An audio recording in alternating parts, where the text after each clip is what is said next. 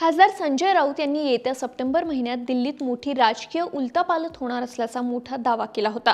त्यांनी त्या उलथापालथीची पहिली विकेट धनखड यांची पडली असल्याचे म्हटलं होतं।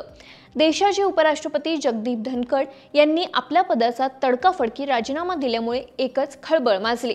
दिल्लीत सोमवारी राजकीय घडामोडींना वेग आला। त्याच दरम्यान खासदार संजय राऊत यांनी भाजपचा एक वरिष्ठ नेता ज्याचं वय 75 वर्ष आहे तो उपराष्ट्रपती बनू शकतो असं संकेत मिळत असल्याचं सांगितलं होतं। तसंच या संभाव्य बदलासाठी एक महत्त्वाचं संविधानिक पद रिकामं करण्यात आलं असावं अशी शक्यताही बोलून दाखवली होती। महत्त्वाची बाब म्हणजे राजनाथ सिंग यांच्याच कार्यालयातून धनखड यांच्या राजीनाम्याची सूत्र फिरली होती। पीएम मोदींचे सर्वात विश्वासू केंद्रीय संरक्षण मंत्री राजनाथ सिंग यांचं नाव उपराष्ट्रपती पदासाठी शर्यतीत सर्वात आघाडीवर असल्याची माहिती समोर येते। भाजपच्या गोटात नव्या उपराष्ट्रपती पदासाठी एकूण 3 नावांचा विचार सुरू असल्याचं बोललं जाते। उपराष्ट्रपती पदासाठी केंद्रीय संरक्षण मंत्री राजनाथ सिंग यांच्यासह बिहारचे मुख्यमंत्री नितीश कुमार आणि राजस्थानचे राज्यपाल हरिभाऊ बागडे यांचा या 3 नावांचा समावेश आहे। अखेर या 3 पैकी एका नावावर अर्थात नितीश कुमारांचं नावही धक्कातंत्र वापरत भाजप उपराष्ट्रपती पदासाठी ऐनवेळी पुढे आणू शकतं।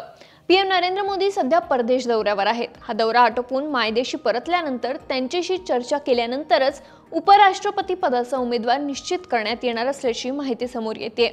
मोदी राजनाथ सिंग किंवा नितीश कुमार या दोघांपैकी कोणाच्या नावाला पसंती देतात हे पाहणं महत्त्वाचं ठरणार आहे। बिहारच्या निवडणुकीत भाजप नेतृत्वाकडूनही पंतप्रधान नरेंद्र मोदी आणि मुख्यमंत्री नितीश कुमार या दोघांचा चेहरा पुढे करून निवडणूक लढण्याचे संकेत देण्यात आले आहेत। त्यात जवळपास 20 वर्ष मुख्यमंत्री राहिलेल्या नितीश कुमारांना आता डिमोशन सहन होणार नाही। त्यामुळे विधानसभा निवडणुकीनंतर मुख्यमंत्री पदाचा मुद्दा आल्यास ते काय भूमिका घेणार यावर एनडीए आणि त्यांच्या राजकीय भवितव्यासाठीही खूप महत्त्वाचं ठरणार आहे।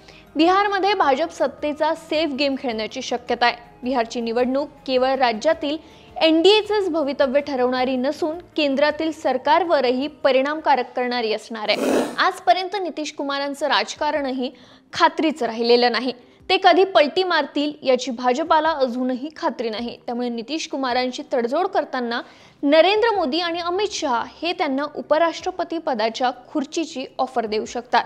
बिहारमध्ये सद्यस्थितीत भाजपचे आमदार नितीश कुमारांपेक्षा जास्त आहेत। आगामी निवडणुकीतही अशी स्थिती राहिल्यास किंवा भाजपच्या जागा वाढल्यास नितीश कुमारांना भाजपकडून नैतिकतेची आठवण करून दिली जाऊ शकते। विधानसभा निवडणुकीआधी मुख्यमंत्री पदावरून भाजप प्रणित एनडीए मध्ये जोरदार रस्सीखेच सुरू झाली आहे।